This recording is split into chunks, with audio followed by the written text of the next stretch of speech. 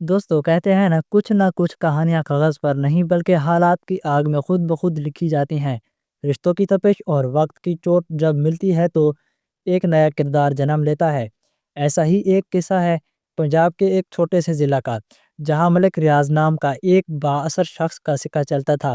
اس کے پاس 4 اینٹوں کے بٹھے تھے اور ہر بٹھے پر 200 سے زیادہ مزدور کام کرتے تھے۔ یہ مزدور صبح مٹی میں ہاتھ ڈالتے اور شام کو دھول میں لپٹ کر واپس آتے۔ انہی مزدوروں میں ایک دن ایک نئی لڑکی آئی۔ نام تھا اس کا عائشہ، جو سرگودا کے ایک گاؤں سے آئی تھی۔ انٹرمیڈیٹ پاس کی تھی، نہایت معصوم، خوبصورت اور اس سے بھی بڑھ کر محنتی۔ اس کا سانولا رنگ مگر چمکدار رنگ، بڑی آنکھیں اور چہرے پر ایک عجیب سی روشنی تھی، جیسے دھوپ میں بھی چاندنی اتر آئی ہو۔ جب وہ مٹی میں کام کرتی تو اس کے پسینے سے بھیگا ہوا چہرہ سکون سے لبریز لگتا، جیسے یہ کوئی عام مزدور نہیں بلکہ قسمت سے لڑتی ہوئی کوئی فرشتہ ہے۔ ایک دن ملک ریاض کا بیٹا حمزہ، جو انجینئرنگ مکمل کر کے اب اپنے والد کا کاروبار سنبھال رہا تھا، صبح کی سیر پر نکلا اور پہلی بار عائشہ پر نظر پڑی۔ وہ گیلی مٹی میں کھڑی دونوں ہاتھوں سے پانی ڈال رہی تھی اور اپنے ہی پاؤں سے مٹی گوندھ رہی تھی۔ وہ منظر اتنا انوکھا تھا کہ حمزہ وہیں ٹھہر گیا۔ عائشہ کا چہرہ پسینے سے شفاف شیشے کی طرح چمک رہا تھا اور مٹی سے اس کے ہاتھوں اور پیروں سے لپٹی ہوئی تھی۔ اچانک عائشہ نے اس کی نظریں محسوس کیں، قریب رکھا دوپٹہ اٹھایا اور فوراً اپنے اوپر اوڑھ لیا، جیسے اپنے عزت و وقار کو ڈھانپ لیا ہو۔ حمزہ کچھ دیر اسے دیکھتا رہا، پھر خاموشی سے لوٹ گیا۔ مگر اگلے دن پھر اسی وقت آیا اور پھر وہی منظر، وہی مٹی، وہی پسینہ، وہی محنت، وہی اور عائشہ کی وہی جھکی نظریں۔ اب حمزہ روز آنے لگا، کبھی دور سے دیکھتا، کبھی ہلکی سی بات کرتا اور کبھی بنا کچھ کہے صرف مسکرا دیتا۔ اور عائشہ اب نظریں تو نہیں چراتی تھی، لیکن اس کی آنکھوں میں ایک لحاظ سے ایک ڈر اور ایک ان کی کہی دوئی ضرور نظر آتی تھی۔ شام کو جب سارے مزدور اینٹیں جمع کرتے تو عائشہ اپنے ماں باپ کے ساتھ برتن مانجتی، کھانا بناتی اور اپنا حصہ پوری ایمانداری سے ادا کرتی۔ وہ صرف اینٹیں نہیں بنا رہی تھی بلکہ اپنا مستقبل تراش رہی تھی۔ تیسرے دن جب حمزہ آیا تو عائشہ اور اس کے والدین وہاں موجود نہ تھے۔ اس نے پورا بٹھا چھان مارا مگر کچھ نہ سنا پڑا تھا۔ پریشان ہو کر دفتر گیا اور اپنے دل کو قابو میں رکھنے کی کوشش کی، مگر دل بے چین رہا۔ اگلے دن بھی گیا، نظر ڈھونڈتی رہی۔ ایک ہفتہ اسی حال میں گزر گیا۔ وہ ہر صبح اور شام آتا مگر عائشہ کہیں دکھائی نہ دی۔ پھر 8ویں دن لوٹا تو دیکھا عائشہ وہیں تھی، اس مٹی میں، اسی پسینے اور اسی خرداری میں لپٹی ہوئی۔ وہ قریب گیا، مسکرا کر بولا، یقین نہیں آ رہا، کہاں چلی گئی تھیں آپ؟ عائشہ نے ہلکی سی مسکراہٹ کے ساتھ جواب دیا، کہیں نہیں، یہیں تھی۔ حمزہ نے کہا، پر میں تو روز آتا تھا، آپ کہیں دکھی نہیں۔ اتنے میں اس کے والدین بھی آ گئے اور ادب سے بولے، السلام علیکم صاحب۔ حمزہ نے بھی احترام سے سر جھکایا اور پوچھا، کتنے سال ہو گئے ہیں آپ کو یہ کام کرتے ہوئے؟ عائشہ کے والد نے کہا، 15 سال ہو گئے ہیں صاحب، یہیں سے گھر کا خرچ چل رہا ہے۔ حمزہ نے عائشہ کی طرف دیکھ کر کہا، بیٹی بہت محنتی ہے، ہمارے گھر کی لڑکیاں تو آٹا بھی نہیں گوندتیں اور یہ اکیلی مٹی سے لڑ رہی ہے۔ یہ سنتے ہی عائشہ نے ہلکی سی مسکراہٹ کے ساتھ انگریزی میں کہا، تھینک یو۔ اس کے ماں باپ کی آنکھیں فخر سے بھر آئیں۔ باپ نے کہا، صاحب پڑھائی میں تیز ہے، نانی کے پاس رہ کر انٹرمیڈیٹ کیا ہے، اب ہمارے ساتھ ہے، جلد ہی شادی کر دیں گے۔ حمزہ کو دلچسپی ہوئی اور کہا، ریاضی کتنی اچھی ہے۔ عائشہ نے فوراً روانی سے سنایا۔ حمزہ نے موبائل سے ملایا، سب بالکل درست تھا۔ اب حمزہ صرف متوجہ نہیں تھا بلکہ اس کی سادگی، سمجھداری اور محنت گرویدہ ہو چکا تھا، اور شاید عائشہ کی آنکھوں میں بھی اب ایک نرمی صرف حمزہ کے لیے تھی، جسے الفاظ میں نہیں، صرف ایک احساس محسوس کیا جا سکتا تھا۔ اس دن کے بعد جیسے بٹھے کی فضا میں کچھ بدل سا گیا ہو، وہی مٹی، وہی دھوپ، مگر اب ہر چیز میں ایک گرمجوشی تھی۔ حمزہ اب روز آنے لگا، کبھی پانی کی بوتل لے آتا تو کبھی خاموشی سے آ کر عائشہ کے پاس بیٹھ جاتا، کبھی سوال کر لیتا، کبھی بنا کچھ کہے بس سنتا رہتا اور دیر تک اسے دیکھتا رہتا۔ عائشہ اب پہلے کی طرح نظریں نہیں جھکاتی تھی، مگر اس کی آنکھوں میں ایک لحاظ، ایک ڈر اور ایک کہیں نہ کہیں ایک الجھن صاف نظر آتی تھی۔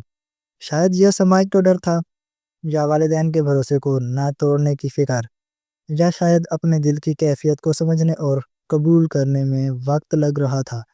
آہستہ آہستہ یہ چھوٹی ملاقاتیں لمبی ہونے لگیں، بہانے بننے لگے، ایک دوسرے کو دیکھنے لگے۔ حمزہ اب دفتر میں کم اور عائشہ کے قریب زیادہ دکھائی دیتا تھا، اور عائشہ بھی اب صبح کچھ جلدی اٹھنے لگی، دوپٹہ سنبھالتی، بال اچھی طرح باندھتی، اور جب حمزہ آتا تو اس کے چہرے پر الگ الگ سی روشنی پھیل جاتی۔ نہ کسی نے اظہار کیا، نہ کوئی وعدہ ہوا، مگر دونوں کی آنکھوں کی چمک اور ہلکی سی نمی سب کچھ کہہ چکی تھی۔ لیکن شاید قسمت کو یہ خاموشی بھی منظور نہ تھی۔ ایک دن اچانک حمزہ غائب ہو گیا، بٹھے کا دفتر بند تھا، اس کی کرسی خالی تھی، اور عائشہ کا دل جیسے اسی کرسی پر بیٹھا اس کا انتظار کر رہا تھا۔ 3 دن گزر گئے، عائشہ ہر اوہٹ پر پلٹتی، ہر شور پر چونک جاتی، گاڑی کی آواز پر عائشہ چونک کر دیکھتی، مگر حمزہ نہ آیا۔ چوتھے دن جب وہ اپنے ٹوکروں میں اینٹیں سجا رہی تھی تو اچانک پیچھے سے ایک جانی پہچانی آواز آئی، کہیے کوئی میرا انتظار کیا تھا؟ عائشہ پلٹی، سامنے حمزہ کھڑا مسکرا رہا تھا۔ پہلے تو اس کی آنکھوں میں خوشی کی چمک آئی، مگر اگلے ہی لمحے چہرہ سخت ہو گیا۔ کہاں چلے گئے تھے آپ؟ حمزہ ہنسا، کیا بتانے کی ضرورت تھی؟ عائشہ نے پہلی بار اس کی آنکھوں میں آنکھیں ڈال کر کہا، ضرورت تھی، کیونکہ کوئی تھا جو روز اسی طرف دیکھتا تھا جہاں سے آپ آتے تھے۔ حمزہ خاموش ہوا، پھر مسکرا دیا۔ اچھا تو یہ بتائیے، جب میں ہفتے بھر آتا رہا اور آپ نہیں دکھی تو میں کس کا انتظار کرتا رہا؟ عائشہ کا چہرہ جھک گیا۔ ہم دوسرے بٹھے پر گئے تھے، کچھ ضروری کام تھا۔ اس دن میں نے جھوٹ بولا تھا۔ حمزہ ہلکا سا ہنسا، جھوٹ بولنے کی ادا بھی بڑی پیاری ہے آپ کی۔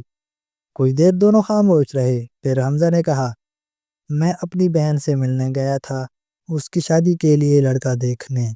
عائشہ نے دھڑکتے دل سے پوچھا، اور آپ کی شادی کب ہوگی؟ حمزہ نے ٹھہر کر جواب دیا، میں نے تو شادی کر لی۔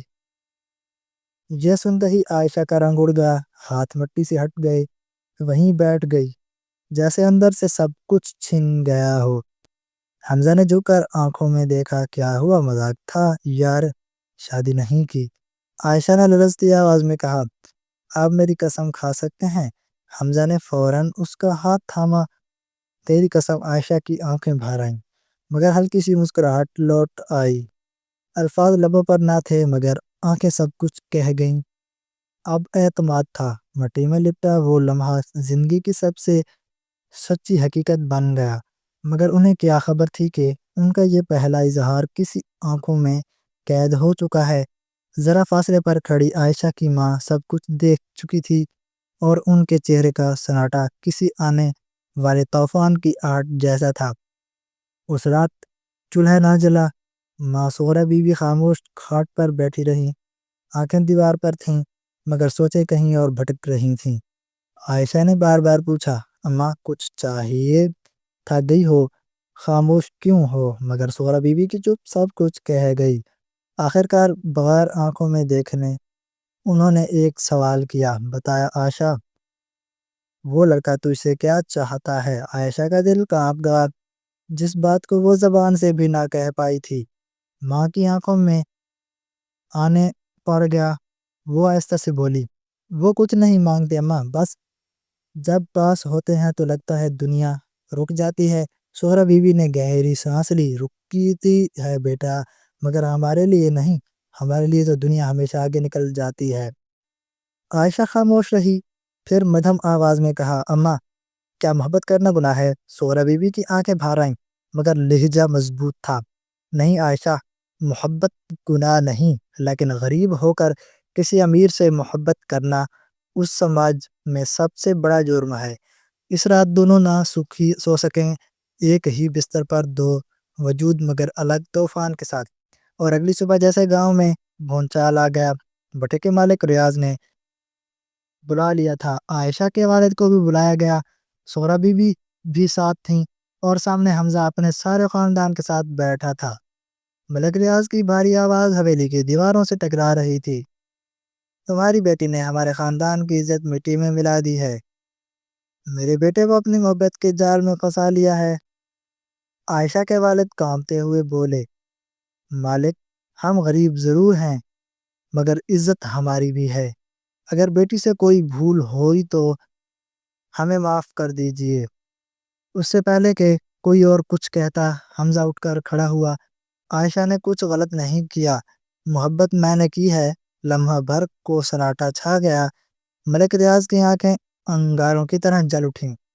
تو سمجھتا بھی ہے کیا کہہ رہا ہے؟ حمزہ کی آنکھوں میں کوئی جھجک نہ تھی۔ ہاں سمجھتا ہوں، میں عائشہ سے شادی کرنا چاہتا ہوں۔ یہ سنتے ہی جیسے وقت رک گیا۔ سغرا بیوی نے اپنی بیٹی کی طرف دیکھا تو اس کی آنکھوں میں ڈر یا شرم نہیں تھی، وہاں اعتماد اور فیصلہ تھا۔ ملک ریاض غصے سے اٹھ کھڑے ہوئے، اگر تو نے اس خاندان کی عزت کی قدر کی تو اس لڑکی کا نام زبان پر لانے سے پہلے اپنی زبان کاٹ دیتا۔ مگر حمزہ نہیں جھکا۔ عزت وہ نہیں جو صرف نام سے ملے پاپا، عزت وہ ہے جو دل سے کمائی جائے، مگر محبت کرنا بے عزتی ہے تو میں یہ بے عزتی بار بار کروں گا۔ اور اسی لمحے حمزہ سب کے سامنے آگے بڑھا اور عائشہ کا ہاتھ تھام لیا۔ اس ایک لمس نے صدیوں سے جمی خاموشی کو توڑ دیا۔ ملک ریاض خاموشی سے دیکھتے رہے، مگر اس بار ان کی آنکھوں میں صرف غصہ نہ تھا بلکہ درد اور ہار بھی جھک رہی تھی۔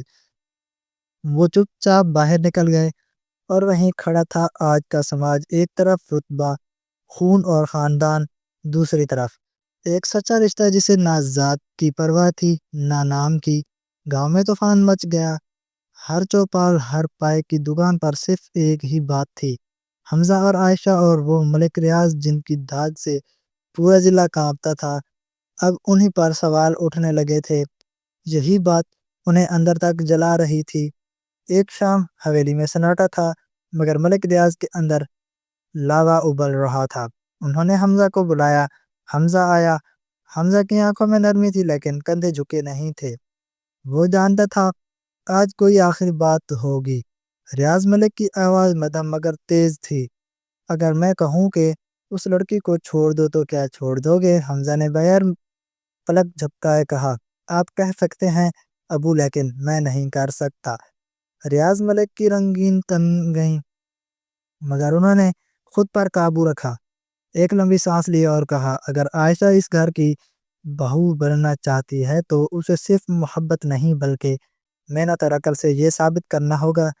حمزہ حیران ہوا، کیا کرنا ہوگا؟ ریاض ملک نے جواب دیا، بٹھے کے پاس جو سرکاری سکول ہیں جہاں لڑکیوں کے نام تو درج ہیں مگر کتابیں دھول چاٹ رہی ہیں، وہ سکول 1 مہینے کے اندر زندہ ہونا چاہیے، نیا نہیں وہی پرانا، لیکن اس بار ہر بچی اس کا کلاس میں بیٹھے اور گاؤں کو یقین ہوا کہ عائشہ صرف میری بہو نہیں بلکہ اس گاؤں کی بیٹی ہے۔ حمزہ کچھ کہنا چاہتا تھا مگر ریاض ملک نے ہاتھ اٹھا کر روک دیا، میری بہو صرف میرے بیٹے کی محبوبہ نہیں ہو سکتی، وہ مثال بننی چاہیے جس پر میرا سر فخر سے بلند ہو۔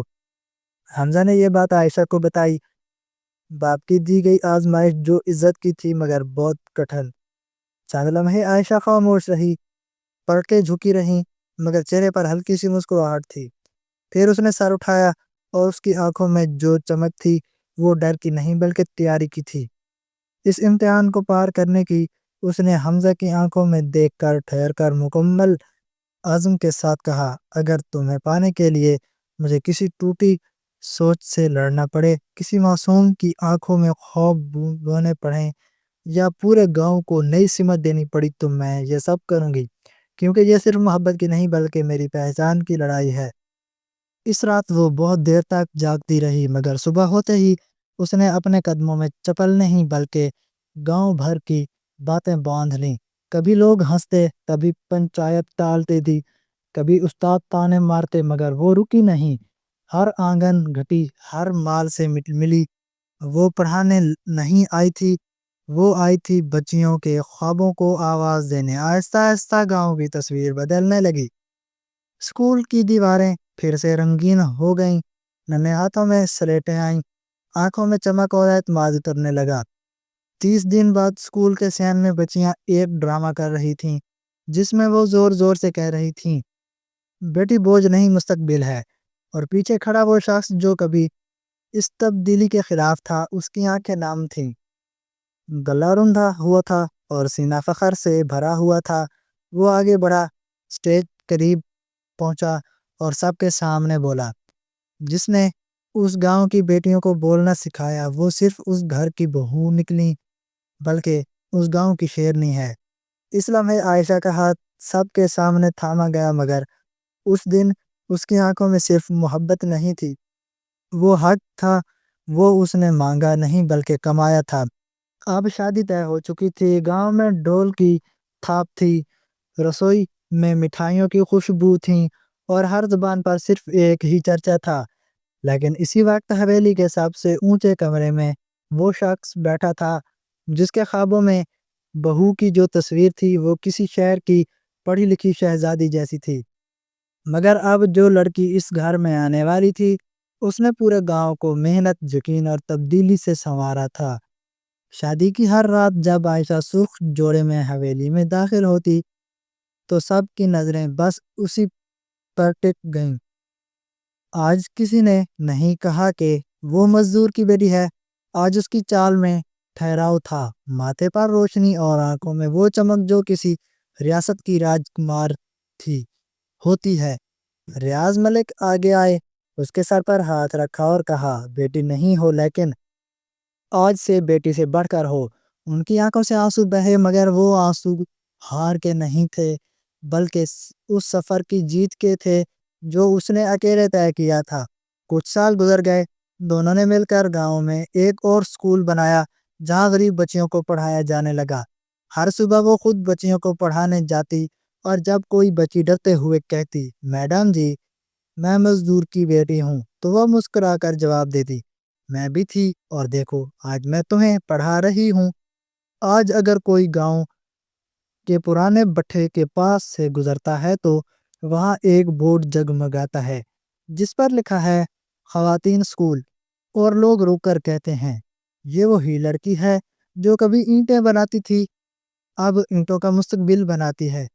اس کہانی نے یہ سکھایا کہ جب ارادہ سچا ہو اور ساتھ مضبوط تو ذات، برادری، نام یا پیسہ کچھ بھی راستہ نہیں روک سکتا، اور جو اپنے زور بازو سے کچھ کماتا بنتا ہے اسے کوئی طاقت نیچا نہیں دکھا سکتی۔ اب ایک سوال آپ کے لیے، اگر آپ کے بیٹے یا بیٹی نے معاشرے سے ہٹ کر کوئی راستہ چنا ہوتا تو کیا آپ انہیں روکتے یا ان کا ساتھ دیتے؟ کیا آپ آج بھی کسی کی ذات کا پیشہ دیکھ کر اس کی قیمت لگاتے ہیں، یا اس کی محنت اور جذبہ دیکھ کر سوچیں شاید آپ کی سوچ ہی کسی اور کے لیے امید کی کرن بن کے جائے۔ دوستو، زندگی میں حالات چاہے جیسے بھی ہوں، محنت اور صبر انسان کو وہاں پہنچا دیتے ہیں جہاں خواب بھی ساتھ نہیں دے پاتے۔ ہم کسی کا مذاق نہیں بنانے کے لیے بجائے اس کا حوصلہ بڑھانا چاہیے، کیونکہ کل وہی انسان معاشرے کی آنکھ کھولنے والا چراغ بن سکتا ہے۔ دوستو، کیسی لگی آپ کو آج کی ہماری یہ کہانی؟ کومنٹ سیکشن میں لازمی بتائیں، اور اگر اچھی لگی ہو تو ویڈیو کو لائک ضرور کریں۔ چینل پر نئے ہیں تو ہمارے چینل فیب سٹوریز کو سبسکرائب کر دیں۔ ملتے ہیں ایک نئی اور دلچسپ کہانی کے ساتھ، تب تک کے لیے اللہ حافظ، اپنا خیال رکھیے گا۔